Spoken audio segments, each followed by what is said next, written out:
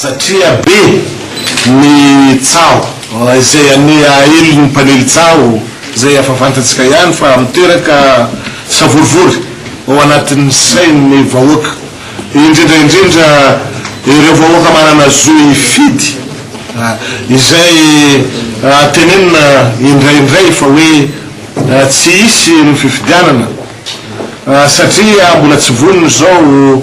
mbola misy zavatra andrasana tsy mety tonga lainga afafy fotsiny reny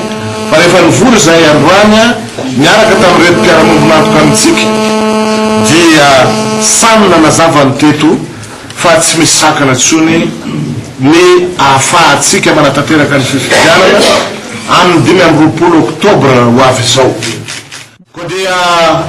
eto mampitony ny sain'ny malagasy tsirairay fa samy miezaka anatanteraka adiadidiny amin'izay tandrify azy avy ny tompona andraikitra isa-tsokajy izay tonga teto na ireo mpamatsy vola mpiara-miombonantoka amitsika ny Union Européenne ny PNUD na ny gouvernemanta iombonana amin'ny tetezamita na koa ramatoa filohan'ny senita